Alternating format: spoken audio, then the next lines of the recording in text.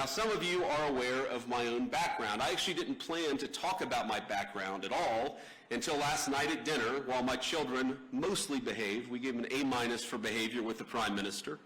The Prime Minister said, I have one request.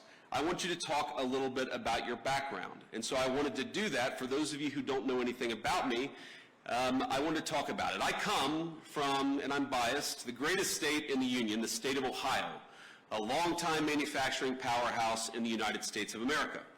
My home specifically is a place called Middletown. Now, it's not a massive city by any means. It's not Jaipur, but it's a decent-sized town and a place where people make things, which has been a point of pride in Middletown for generations. It's filled with families like my own, some of whom called us hillbillies, Americans who came down from the surrounding hills and mountains of West Virginia, Tennessee, and Kentucky to cities like Middletown in pursuit of the manufacturing jobs that were creating widespread prosperity for families all across America. They came to Middletown in search of what we call back home the American dream. In Middletown, my parents raised me. My grandparents raised me. They taught us to work hard, they taught me to study hard, and they taught me to love God and my country and always be good to your own. My granddad, who I called Papaw growing up, he typified that.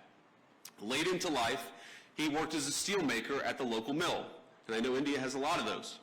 Papaw's job gave him a good wage, stable hours, and a generous pension. All that allowed him to support not just him and my grandmother, but his own daughter and grandkids with him. Now, by the time I came around, money was awfully tight, but he worked hard to make a good living for all of us. Now, I know Papaw and Mamaw were grateful for the way of life their country made possible. Their generation bore witness to the formation of America's great middle class.